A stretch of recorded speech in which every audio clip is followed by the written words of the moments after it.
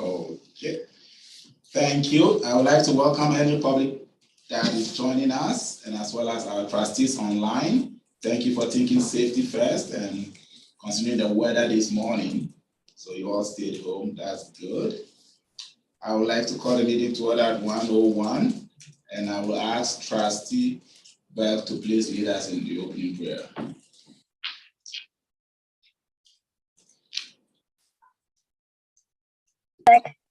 Sorry about that. Name in the Father, the Son, and the Holy Spirit. Amen. Heavenly Father, we come to you today asking for your guidance, wisdom, and support as we begin this meeting. Help us engage in meaningful discussion, allow us to grow closer as a group, and nurture the bonds of community. We ask this in your name. Amen. In the Father, the Son, and the Holy Spirit. Amen. I'd like to read our Treaty 6 land acknowledgement. We are a party to Treaty 6, and as such, we wish to acknowledge that the land on which we gather is Treaty 6 territory and a traditional meeting ground for many indigenous peoples. We recognize the diversity of First Nations who have at one time lived across the territory, as well as the presence of the Métis Nation. Thank you. So, Mr. Bouchard, I see no public forum. Correct. Thank you. I'll call for the approval of the agenda, please.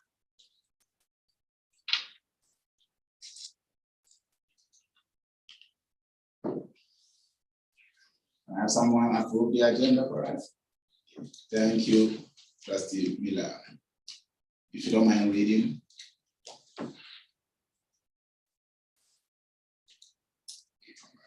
I move that the board approve the agenda as presented. Thank you. See show by hand, all in favor? Thank you. Go to the minutes. I believe you've all gone through the minutes. Are there any corrections to be made? I see none. Can I call for the motion, please? Sorry. Hold on. Thank you, Trustee Dagoud. That the board approve the minutes of the regular meeting held March 16th, 2022 has circulated. Thank you. Any discussions? I see none. Call for the question. Just show by hand, all in favor? Thank you, carried. And you have the board priorities for your information. Goals and priority for your information. Then we have our business items. We will take it one at a time. Board chairs report.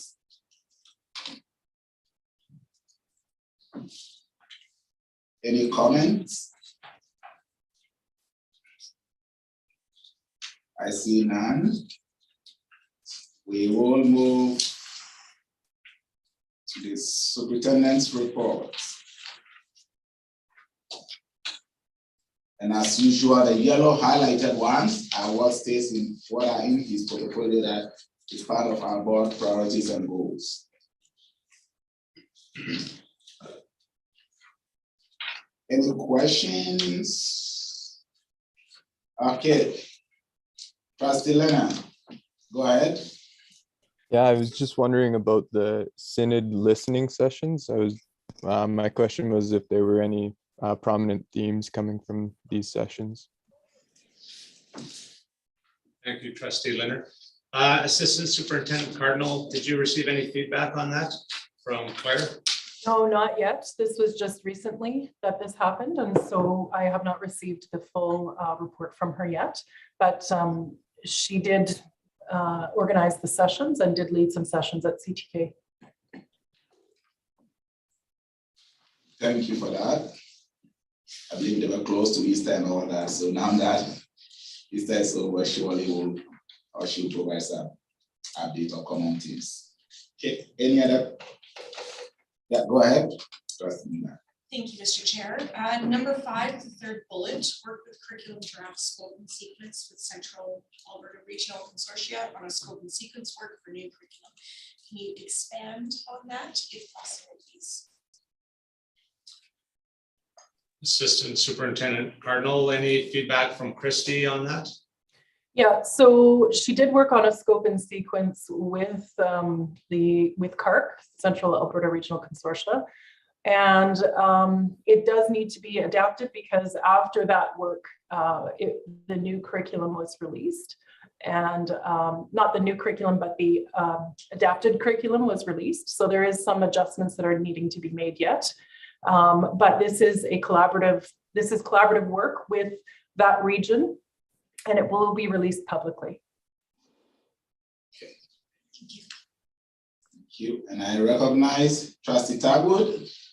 Yes, my question is about number 5, the first bullet, that you planned and facilitated a mental health parents session. I just wondered how that went and if there was any outcomes from that. Again, I'll turn that over to Assistant Superintendent Cardinal. Okay. Yes, so the director of faith, as well as the director of student services, led that work along with our mental health coordinator. And they had an online session. They said there were about 20 participants. And then some, this is all posted online on the not Facebook page, YouTube page. And you can go and look at the sessions. So they've had some follow-up parental views as well of these sessions. So again, this is in response to the survey they did of parents in terms of what that they wanted in regards to sessions and how they would like to be supported. Thank you for that work. Thank you.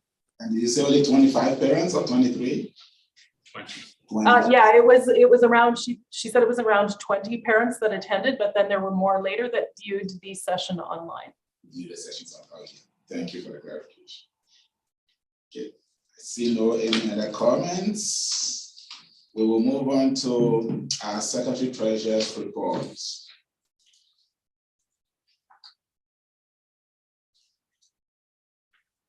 Thank you. Any comments? Anything noteworthy for clarification? All right. I see no hands up. Then we will move to our financial profile. Mr. Laka, I will turn it back to you, see if we have any money left. Thank you.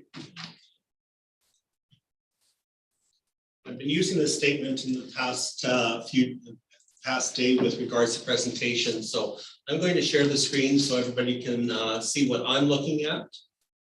Makes it a little easier to follow along.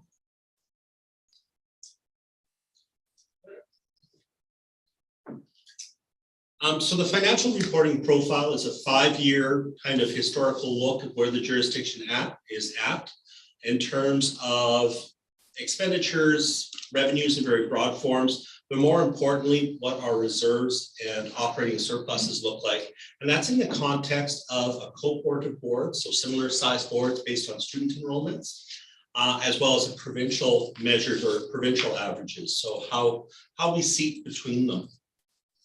I've attached the report itself. It's a series of tables and data that doesn't maybe have the full punch of maybe a more graphical presentation. So I focus more on a graphical presentation. But again, just to remind folks that 2021, so this is, everything is sort of our last fiscal completed period. It doesn't reflect our 21-22 year. But at the end of 2021, in terms of our accumulated operating surplus, and this is going to be very key for a lot of aspects moving forward. That accumulated operating surplus includes our unrestricted reserves, so where we have no designation, where we've got restricted operating reserves,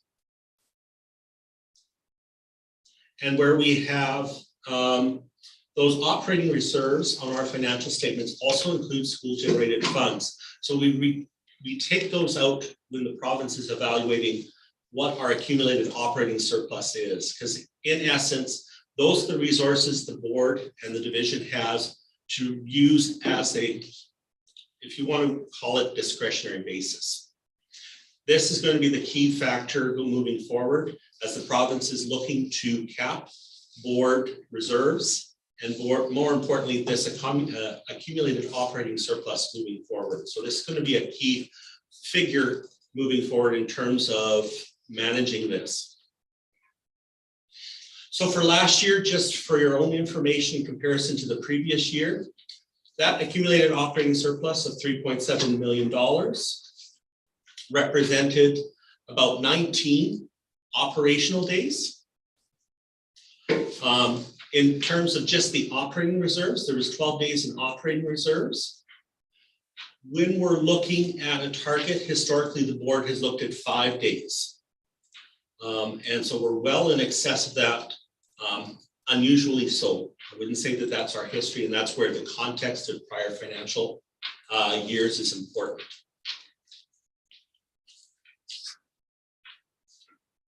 So again, looking at that adjusted accumulated operating surplus, the chart here shows star in the lighter blue are the provincial average. The provincial median, because you want to get rid of the highs and the lows out of that to say, where's the middle of the pack sort of sit? What our cohort average is for similar sized boards. And in the report also attached is a list of the school boards that are part of our cohort for this year, as well as the cohort median. And as you can see, we have to go all the way back to 2016, 2017, where we're actually higher than, or approaching our cohort, higher than provincial medians. But after that, we've been significantly below those two measures. Not to say that it's a bad thing, it's just that I'm thinking we don't have a lot of surplus funds hanging around. And I think that's a good message to always put forward to the province, is that our jurisdiction tries to ensure that it has, it utilizes the resources it has now on the students it has now. But again, gives you some provincial context. And in some cases, it may be more appropriate because $2 million to us looks very different in the context of, let's say, a jurisdiction like Blackpool, where $2 million is not as substantial perhaps in the context of their budget or their student population. So we also present that same amount on a per student basis. And again, 2016, 2017, we were higher than the provincial average, but well below our cohort. We've always been a little bit low in the subsequent years. 2021, which was an unusual operating year, to say the least, we were again ahead of the provincial average, but we're still below our cohort on a per student basis. So it eliminates the factor of the size of the board in that cohort or how large their budget is. Generally speaking, there should be in the same way, same bracket, but we're below that cohort. So again, I think it says where we have excess funds available compared to similar sized boards. And in terms of days of operation, again, 16, 17, the subsequent years we've been well below. 2021 is the years that we bumped up. And again, when we talked about our financial statements, it was an unusual operating year. We had an unusual accumulation of unspent funds.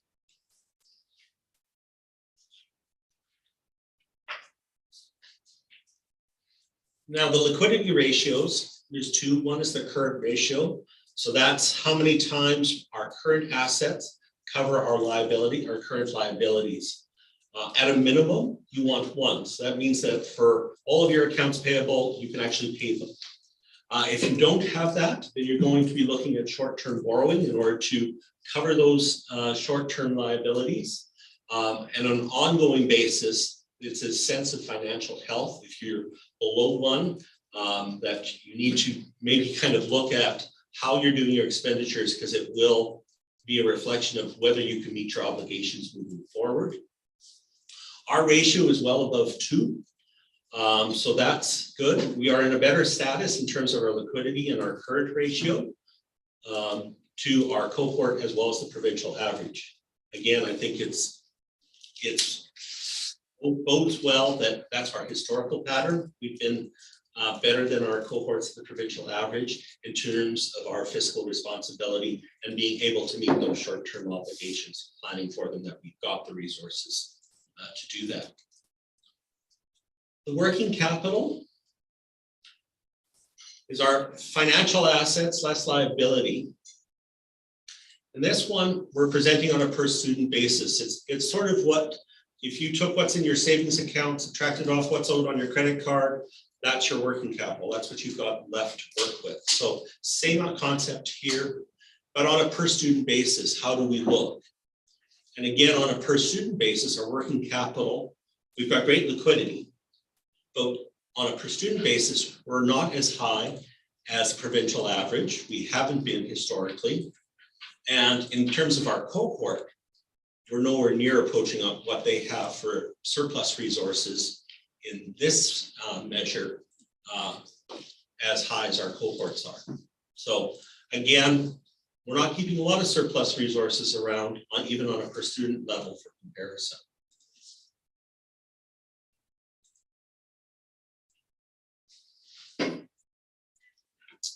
Another aspect to the financial profiles are capital assets, and basically for school buildings, what the net book value is. So the value of our school buildings, less amortization, depreciation if you're of a certain vintage, compared to the historical cost. Now back 2016, 2017, we were opening up a new school in here in Leduc, where we had new construction coming on with Mother DeVille as well. So all of those things added to a very high ratio early on.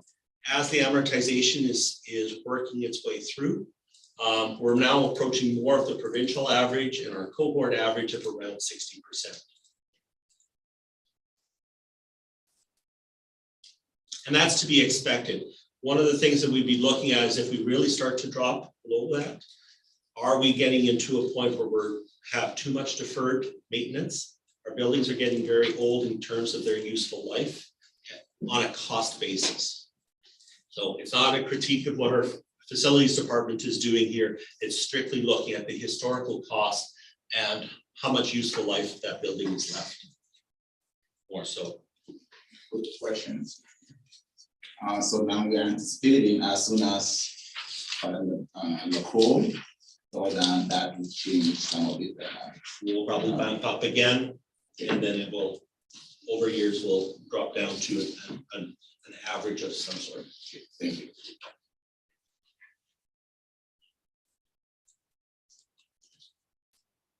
Equipment and vehicles, same sort of ratio, what the historical amortization or net book value is compared to the historical cost.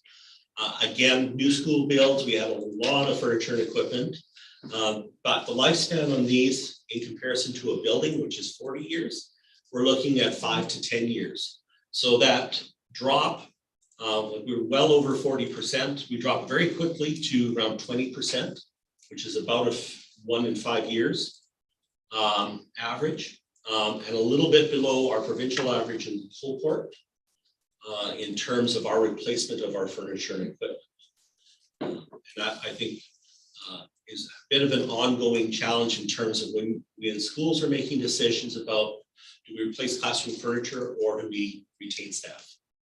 It's one of the first things that are made, decision is made in that regard. We also have a policy with regards to our technology evergreening, is that unless it's a really large installation going into a single site, we don't necessarily capitalize those expenditures, and they flow through more as a period expense. So there's a little bit that changes our context that may be different in other boards. The other thing with vehicles, with other boards to keep in mind, some of those other boards will also operate their own school buses. And school bus fleets are very expensive. And they still have only a useful life of 10 years when you're talking in terms of depreciation. But their book value, as opposed to historical costs, may again skew what they have where it's not our context. So beyond that, my summation is that the division is financially sound. Certainly we have excess resources for the boards to utilize moving forward. Again, looking at our capital assets, making sure that we've got provisions for replacement where necessary. The board's advocacy for school buildings, again, looking at what we have for age buildings as opposed to getting replacements or modernizations. Modernizations will also add to that book value of the school and increase its useful life. So there'd be adjustments for those happening. The last part of my report deals with the cap on our accumulated operating surplus. And so for an example, I ran it on the 2021. Based on our enrollments, we would have a cap of 4.1%. Based on expenditures of that year of $49 million, we'd have a cap of about $2 million for accumulated operating surplus. What that translates is over the course of 21, 22, we would want to reduce that cap, that excess, by $1.7 million. And how we go about that is at the discretion of the board and through its revisions practices. But that moving forward is going to be the expectation and part of what we're looking at for 22-23, because at the end of 22, so this current fiscal year, that's when that cap is going to be calculated. And we will have the following school year to draw any excess down by the end of 2023.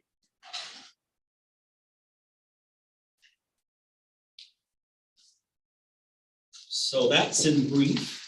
I may have talked too fast. I'm not sure if there's questions in between, but Mr. Chair, I'll be happy to entertain questions. Thank you. Any questions from trustees?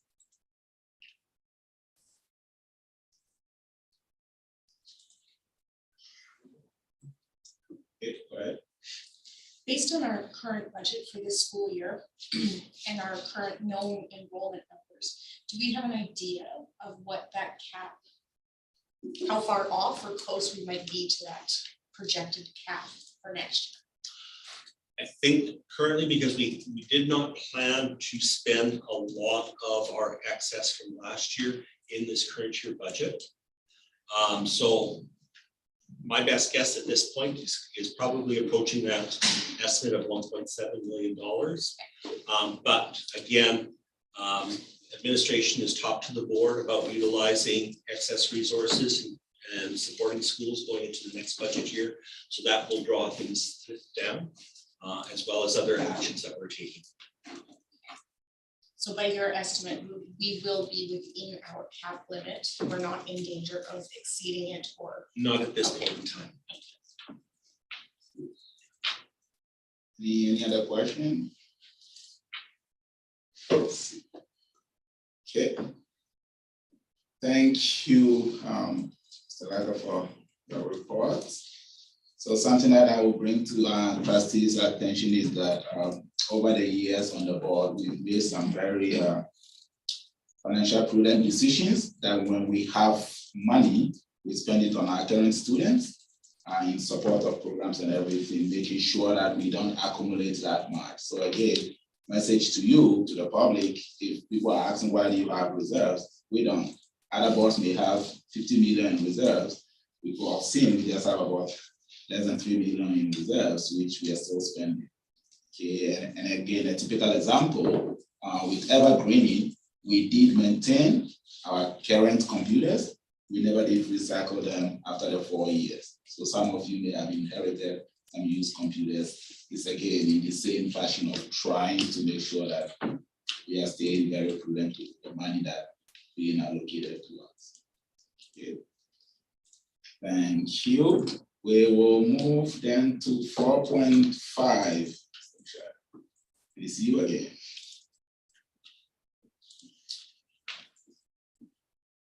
Thank you, Mr. Chair.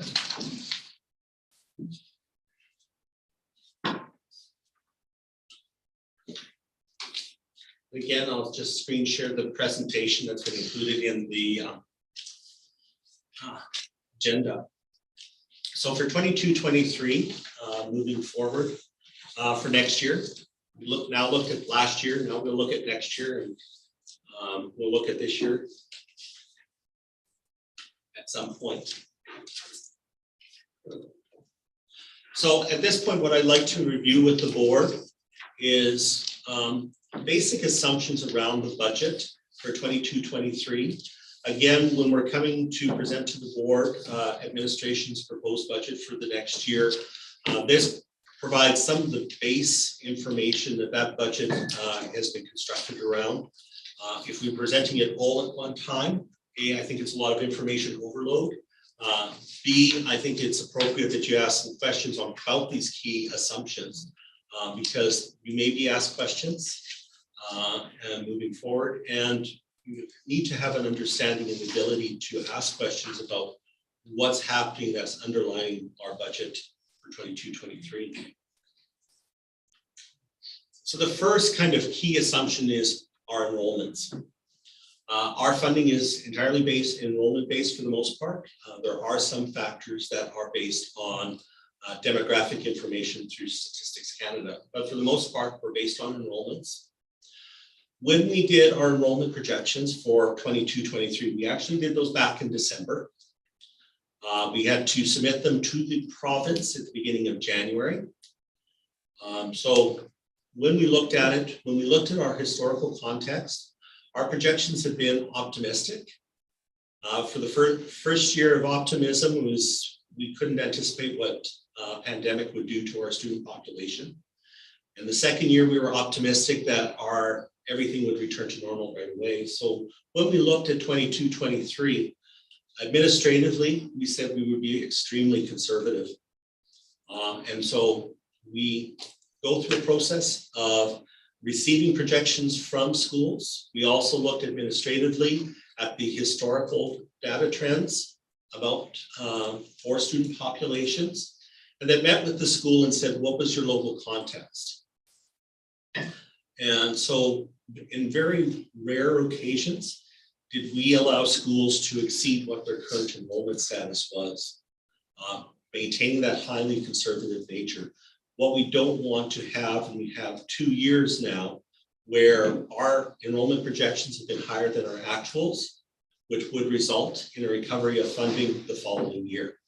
So we're trying to get out of that cycle of funding being recovered the following year by being highly conservative. And Jen, so what is on the graph is just where our projections are.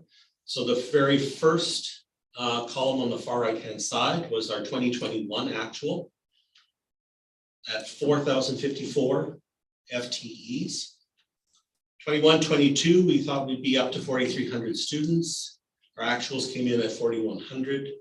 For next year, we're going just slightly above what this year is at only 4,167. And I did have a question, and I'd like to reiterate the question here at the Finance Committee. The yellow bar here, which identifies the FTE of students that are First Nation resident, I presented not to identify that population, but because they pay a tuition to the jurisdiction. Most of our funding comes from provincially, and that's what I wanted you to have a sense with. But we had a substantial proportion of our revenues coming from First Nations tuition. And that enrollment in that population has certainly shrunk through the pandemic. So I've always presented that figure more as a reflection of our revenue rather than a slice of the population of our student population.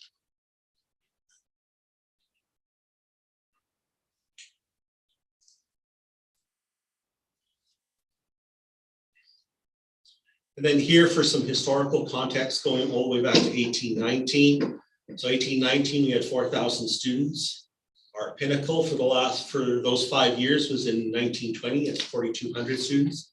And then you see the pandemic drop and the slow climb up from that drop in terms of what we're projecting for 22-23. For some context, I've added some provincial enrollment information. And again, comparing to 1920, because it appears that that's when we had our greatest enrollment in the last few years provincially. So when we look at school board enrollments, 21-22 is still down by 4,000 students way back from 1920. 2021, school board enrollments were down 12,000 students. So this is consistent. Our reality seems to be consistent amongst provincially across the province in terms of having less students in the system. That's slowly coming back. What is interesting is that private charter and other schools have increased by over 6,000 students for 21-22. So the net change provincially for students, why? Because the province is up by about 1,000 students from 1920, but not with publicly funded boards or publicly elected boards. So again, information for trustees in terms of our context, what might be happening out there in terms of meeting stakeholder needs, maybe.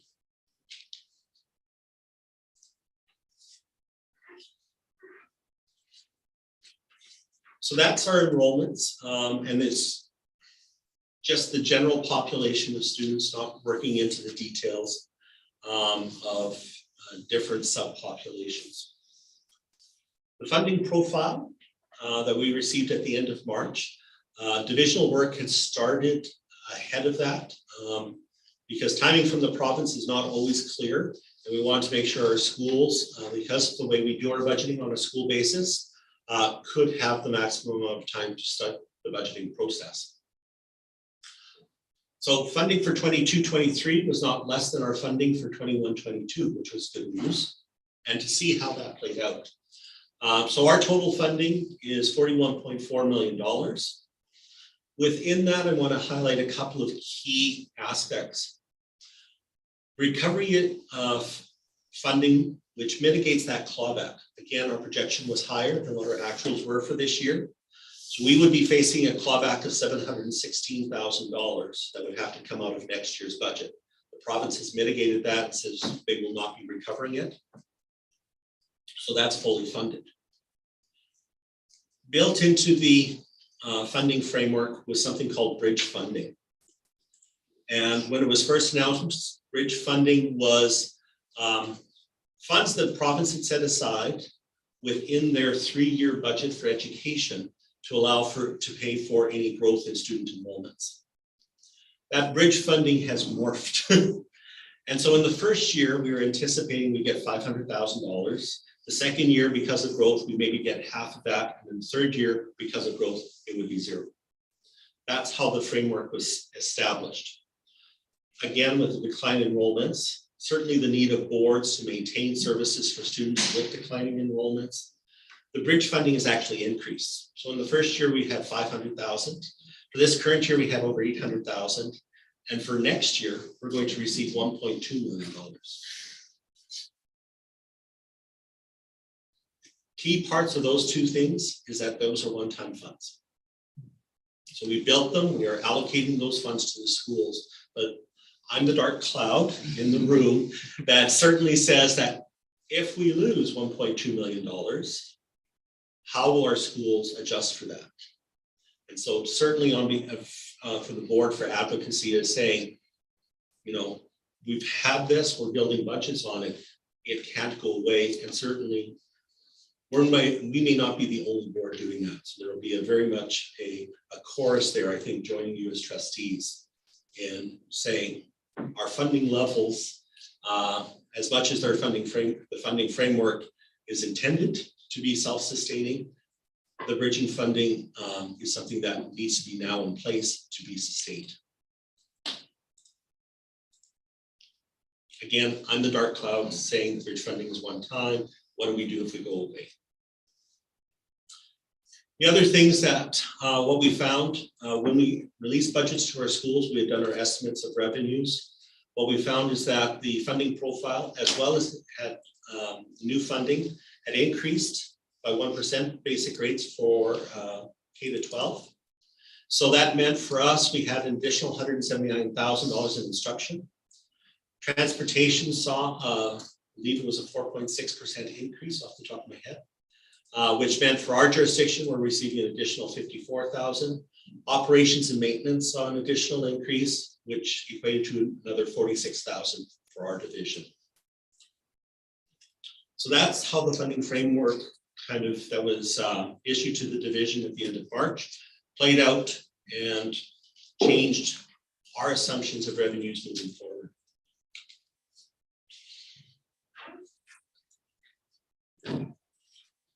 And again, we've talked a lot about the weighted moving average, and this is where that total enrollment. So for 21-22, this current year, we had projected 4,200 students, which meant we had a weighted and moving average of 4,100 students. When our actual enrollments came in, we had 4,085 students, which means that our weighted moving average now is only 4,050 students. That 4,085 will move forward, so our projected weighted moving average be somewhere in the neighborhood of 4,070 students for next year. And again, we're trying to be very conservative so that we don't overproject. So that's why there's very little movement in our weighted moving average between this year's actual. I've called it an estimate because student enrollments aren't finalized until the end of April.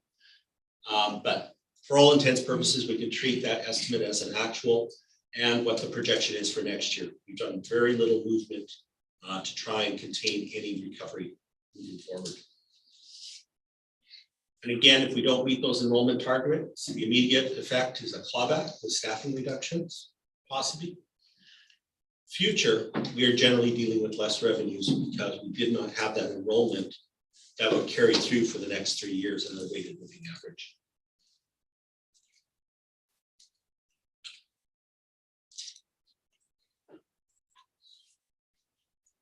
So additional key changes that again, that implementation of the reserve target for 22-23. There are some exceptions and some exclusions. You'll notice I didn't talk about capital reserves. Capital reserves are approved by the minister when we transfer monies into those capital reserves, and they're excluded from that cap calculation. So one of the things the division can look at is how it does capital acquisitions and whether we start moving items into capital reserves rather than leaving it as an operating reserve, which is a little bit more flexible in terms of how those monies are utilized. The other exceptions is, and this is upon application to the minister, is a need for short-term utilization of reserves, one-time projects that require accumulation, projects that maybe address student safety, and projects pre-approved by the minister. I think administration is looking at that last one to try and get ahead of any requirements or any adjustments for cap that may impact us later on.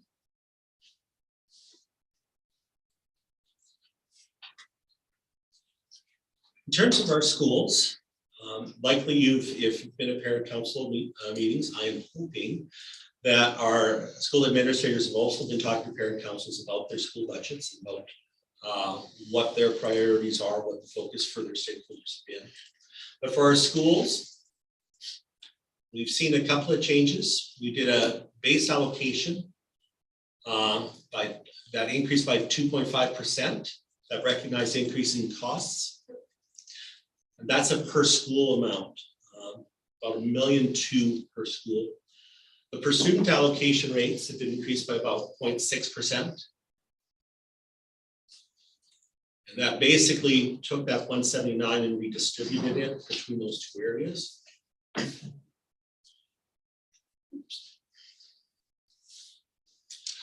We also looked at it and appreciate that the board provided some latitude with utilizing unrestricted surplus. When we did their allocations to our schools, looking at that change in projection, because this year we allocated resources based on projected enrollments. You don't go back in September and say, well, you didn't meet your enrollment projections, and claw everything back, and then try and go through that the staffing difficulties of laying staff off. That's not how we want to operate. We want to make sure things are very smooth and thoughtful in our processes. So what we did administratively is we looked at how many schools, what schools were negatively affected, what that magnitude was. And so the summation of 600,000 represents the difference between what their allocations were this year, what they would be next year. And rather than having to absorb all of it, trying to make decisions absorbing only 65% of that difference. So that $600,000 is supporting those schools that are seeing a decline in their allocations of about 35%.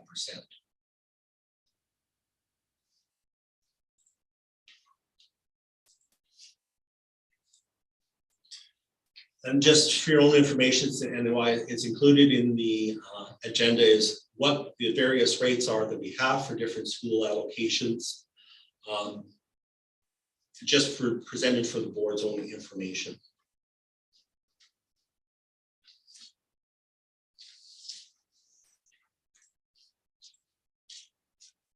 So we've talked about revenues, we've talked about enrollments that drive the revenues. Now we'll talk about the other side, which is the expenses, which drives what our schools have available.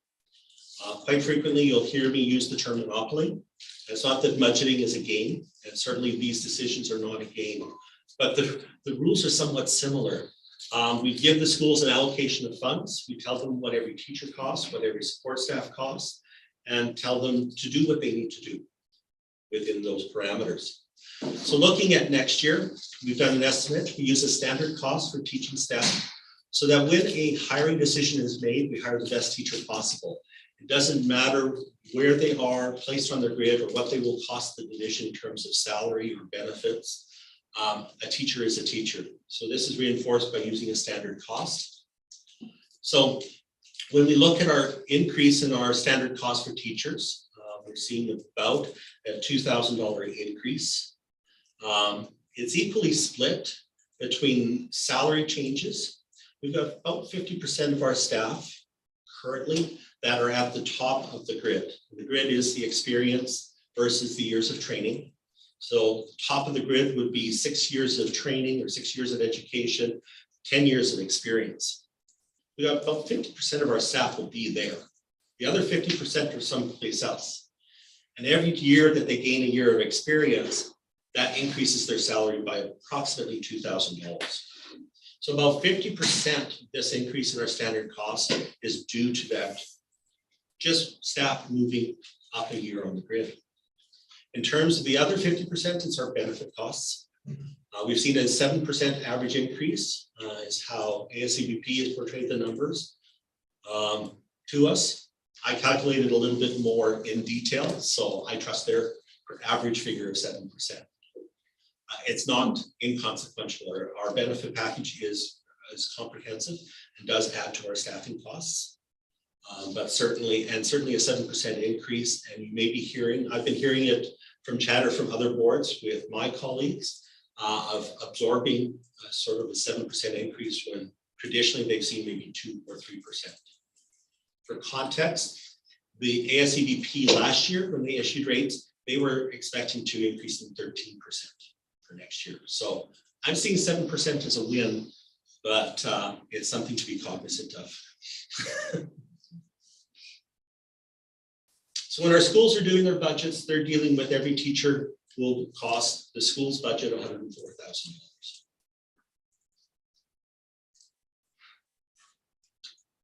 Educational assistance, we use the same sort of model of the standard cost.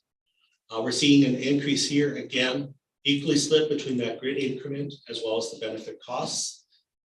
Just slightly, just approaching $1,000, $700 there. Administrative assistance, kind of the two classes of support staff that all of our schools will have. We're seeing an average cost there increase. We've had some changes in staff, which has affected our salary costs. And then we also have benefit cost increases. And again, that substantially affected the standard cost.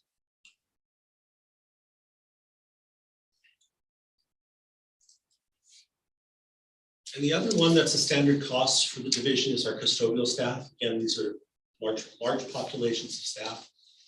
And here we're seeing an increase in cost of 59 to 62. The thing to bear in mind that these are 12-month employees, whereas EAs, if you're looking at the wage difference for standard cost between an EA and a custodian, EAs are 10-month employees. These ones are 12, so there's some lack of comparability because they're not being paid over the same amount of time. Again, we're seeing an increase in our average cost. Most of what we find is most of the staff are at maximum step, but the benefit cost increases are certainly driving our cost driver here. And then, Mr. Laka, to give a context, why they are 12 months employees, during the summer, that's when they go in and do a lot of the heavy lifting and detail cleaning before the school year start again. So that's why they are 12 months employees. And so the last thing I wanted to kind of provide some context. When we go through and do allocations or school allocations, we look at our divisional revenues as a whole, and we look at taking some things that are centrally managed or centrally delivered off the top. And what I like to do is reflect that in terms of our insurance model domains, in terms of what centrally we are supporting the insurance model and the priorities of the board. So in terms of growth and affirming of the Catholic identity, we've done specific allocations of over $400,000 to support that. And that excludes anything that the schools might be doing and including their budget. We've got student growth and achievement. I've identified about $1 million there. And that includes the ESL areas, student recognition, and other expenditures along of that nature. Teaching and leading. We've got specific allocations of $375,000, which doesn't sound like a lot, but a lot of our professional development is covered by costs for substitute teachers. And so we've excluded the sub costs. I've excluded the sub costs here in this teaching and leading until we're looking at separating out and estimating what the impact of professional development is in terms of sub costs. The division has allowed for $900,000 for sub costs for next year. So if you're looking at about $200 per substitute day, you're looking at $4,500, 4,500 days in substitute time. And that's not all PD. It covers other absences as well. Not long-term absences, but an illness leave for 2 or 3 days or something along those lines. But that's the magnitude, and that's based on the historical trend, excluding 2021. Learning supports. We've got specific allocations of almost $4.5 million. A good majority of that gets redistributed to schools to meet student needs. But it also includes the support functions from the directors, embedding FNMI, the SLS team that supports student needs through medical professionals. And then the last aspect in terms of governance in the domains under the education plan. I don't have anything specifically pulled out yet because we build that in terms of the board's budget itself. But there are things that are included like the ASCA registration, conference support, the board's consultation day. Those expenditures will be embedded in that area. So that in brief is sort of the underlying assumptions and where we're kind of the parameters of our budget in advance of getting the draft budget from administration. Thank you, Mr. Laka. Any questions?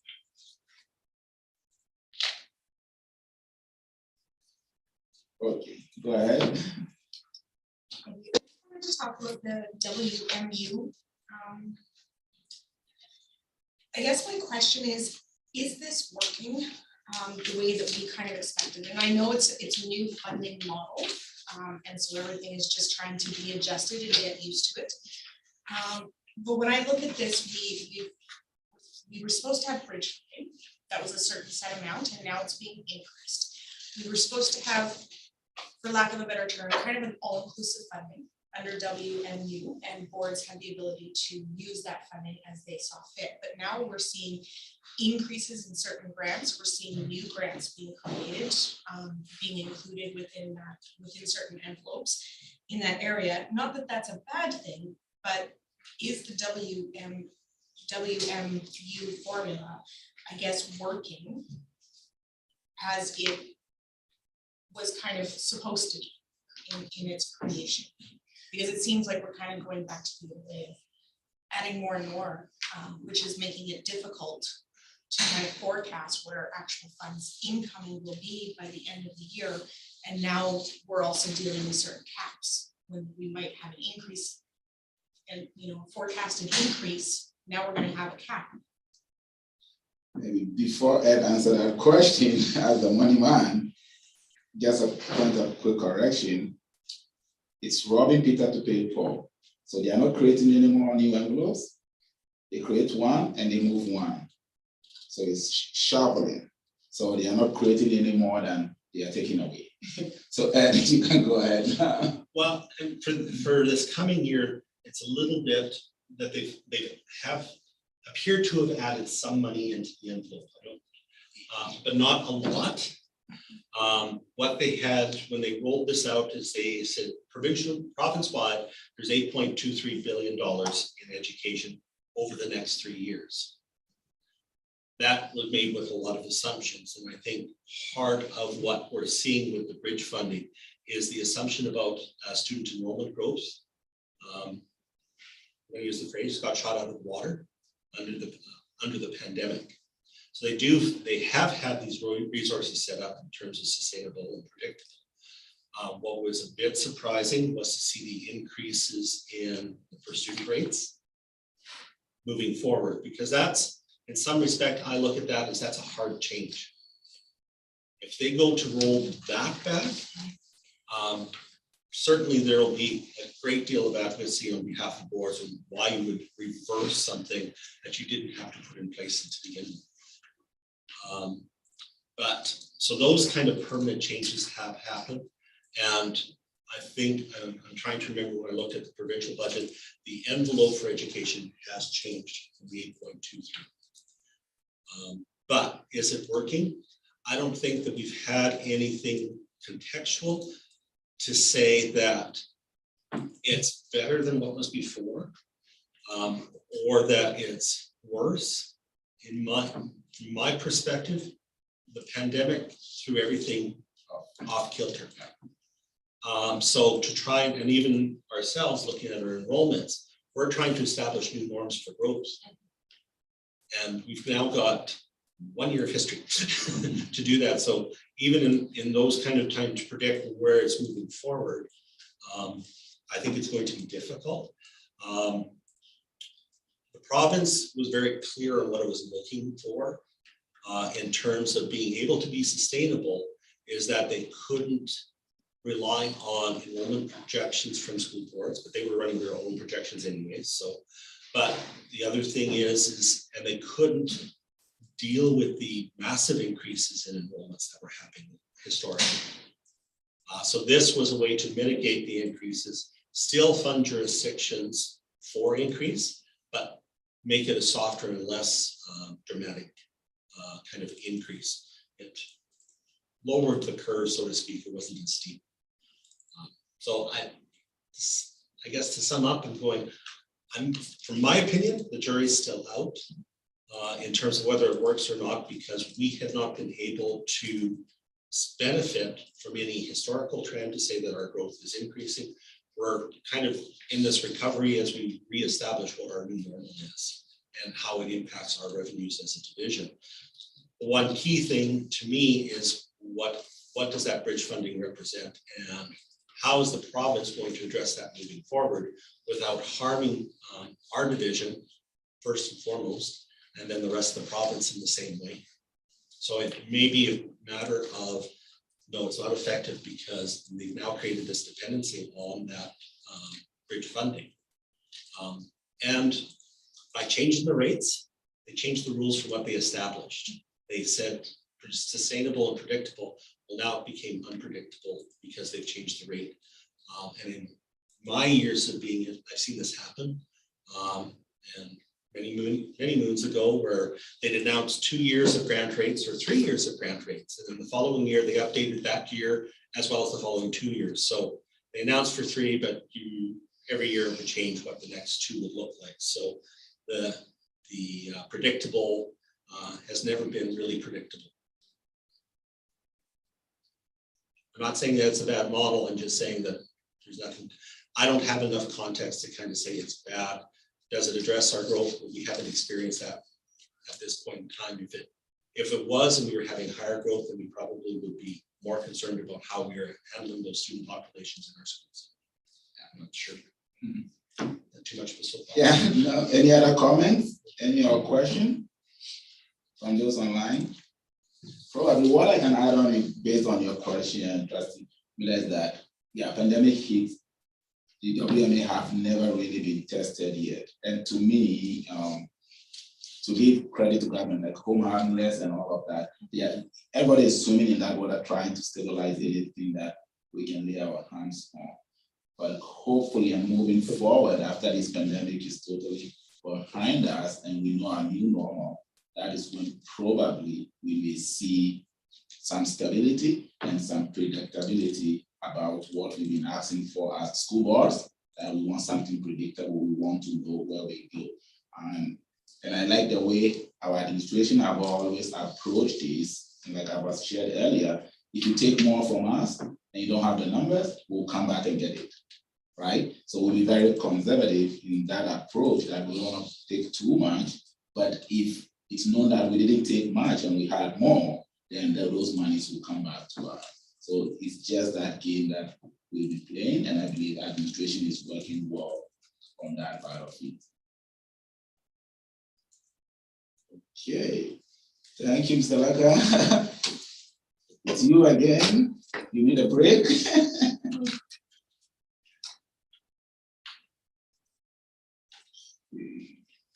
Or governance 4.6.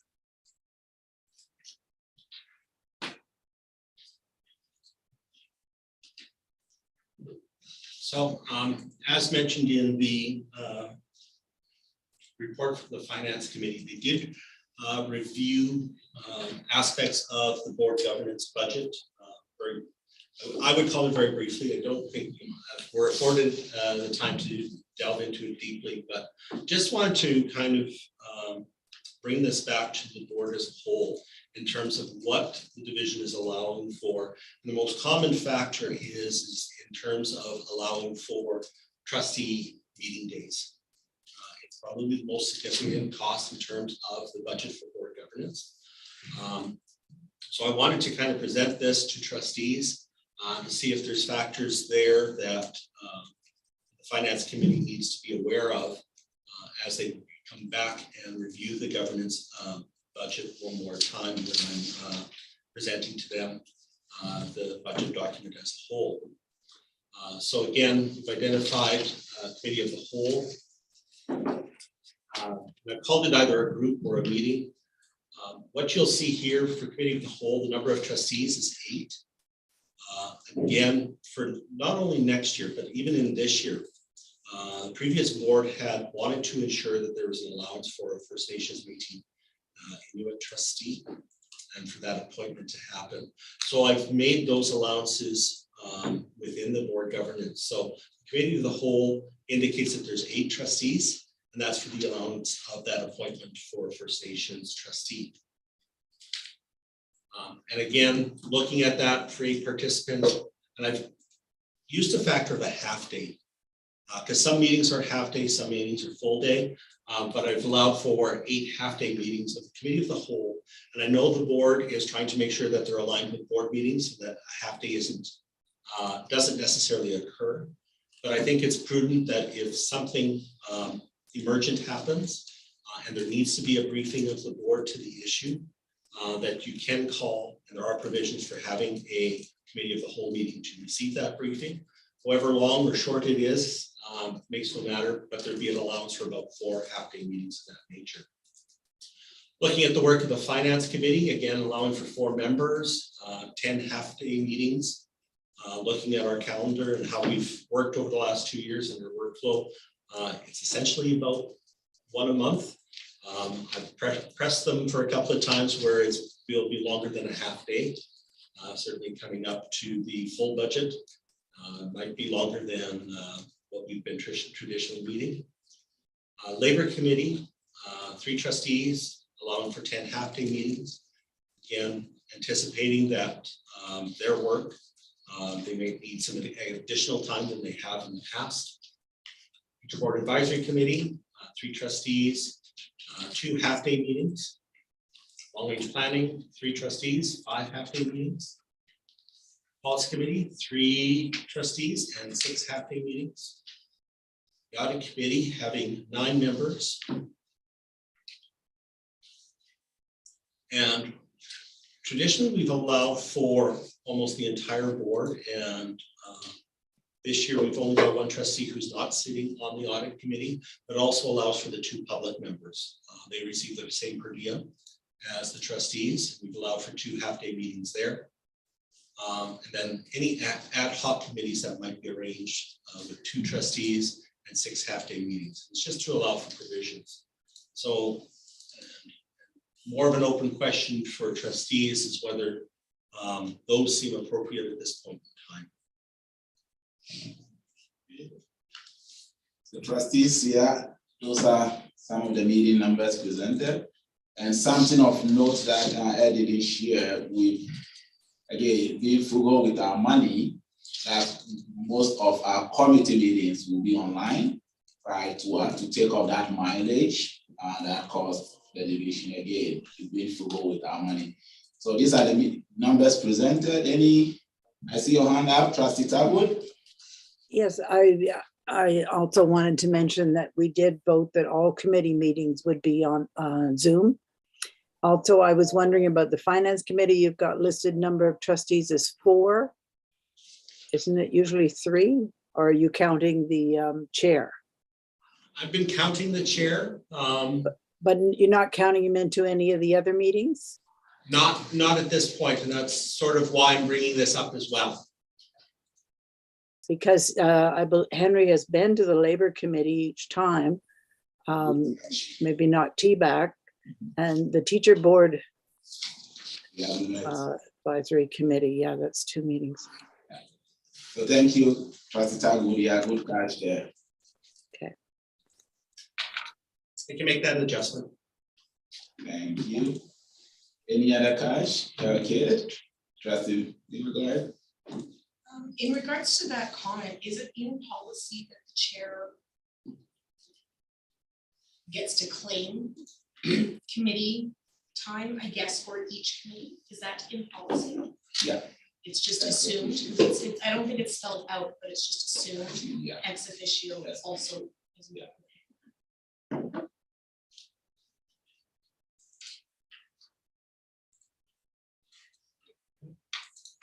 Any other comments before we move? All right. Yeah, go ahead. You know what? I'll wait for the Finance Committee report. Thank you. All right. Then looking at board representatives, allowed for, again, for ACSTA director, so 1 trustee, allowing for 9 half-day meetings. The Alberta School Boards Association, Zone 2-3, I've allowed for 2 trustees at 1 a month for a full day meeting. So there's 20 half days. Teacher Bargaining Association, TIVA group, 1 trustee with about 4 half-day meetings.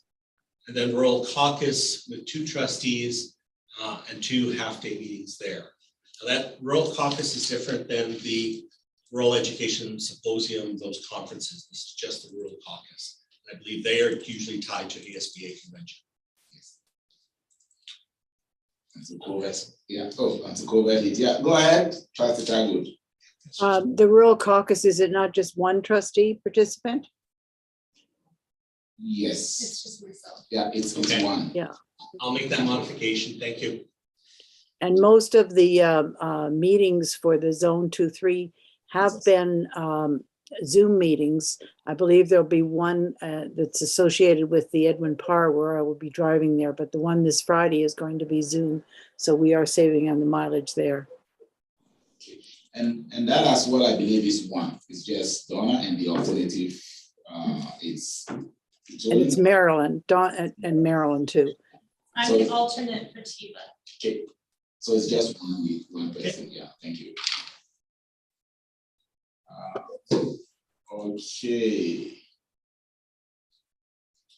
Any other comments there? Okay. Thank you. So if you look at the bottom of that, that is about 300,000 in board governance. Okay. Just the last little bit is looking at sort of the schedule for trustee time and attendance at various conferences and events. Allowing for eight trustees for most of those. The exceptions there being the First Nations Métis and the Rural Symposium. I see Donna has her hand up. Yeah, go ahead. I was just going to say board retreat is on here twice. Oh, Yeah, first then. we'll We delete just got one retreat.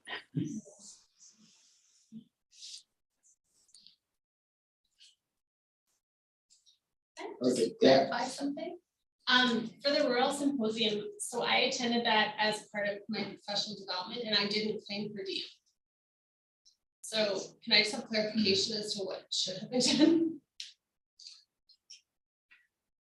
But We can take it offline yeah, the too. last two shouldn't be on there. Okay. Yeah, the last two conferences. Yeah, the First Nation one is becoming new. And I think this year's in Saskatchewan. Yeah, go ahead. Thank you, Mr. Chair. So to Trustee DeMarco's question. In the past, the board has said we want a representative there. So when the board says we need a division or board rep, then it's been paid for by the board. And if they haven't said that, it's been an individual trustee's PD. So I think in your discussions here, you could decide whether you want to rep at those two conferences or you want to leave it to individual trustee professional development for next year's budget. So I don't know when you want to have that conversation now, or that is the historical on it. For process, thanks for that guidance. I would like that to be kicked back to finance to look at and then bring their recommendation. Yeah. Sorry, Trustee Miller, go ahead. Thank you. So in that direction, Mr. Chair, can we add the blueprints conference to the list that will be reviewed by the Finance Committee for consideration? Blueprints and SPICE have always been on trustee on professional development. Those have been because why that has been since my term on the board, you could have one trustee going, you could have 7 trustees going, depend what is happening in the joint. And looking at that will be a little bit of a, but again, we can put that on there and take it back there, back to finance, and let's see what happens. Yeah, go ahead. Can I respond to your comments? Yeah. On that? Thank you. So in regards to blueprints, SPICE is more geared towards teaching, right? Teachers. But and the board does support teachers to attend that conference, whatever that number looks like in a year, but the board actually supports that. I would like to see the board supporting attendance at the Blueprints conference because it is an important part of faith foundation, building that community and some of the professional development that actually happens at that conference. We currently support ACSTA, the AGMs, the orientations that happen through that function, and ACSTA is still trying to understand it correctly, but you know, a big partner in Blueprints. As a Catholic board, I think it's important if we were to show support, whether that looks at 2 trustees or 50%, whatever that looks like in the recommendations going forward. But I think it's something that we should strongly consider in that direction. Okay, so we'll add that, but we'll take it to finance, and then we'll start those discussions from that area. Thank you. Any other, okay, trustee Talwood, I see on that. I was just going to say I've blended blueprints before, which was excellent, and that we used that $5,000 that we are given for professional development, and it came out of that, and that's traditionally, so we are supported in it, and that we can use part of our $5,000. Are you asking for this to be over and above that? And I guess the issue would be if you wanted to say, have two people that weren't using their $5,000, it would be hard to make those choices. But I agree, you can take it back to finance. Okay, thank you. Any other comments? All right, I see none. Thank you, Mr. Waka, for the money talk. We'll take a break now. Very much appreciated. Do you want to take 5 before? I need to get my charger, so yes, please. Okay, so folks, yeah, we'll take we should come back. We'll take 6 minutes, so we'll come back at 17 after. All right, 2:17 and continue with our meeting. Thank you.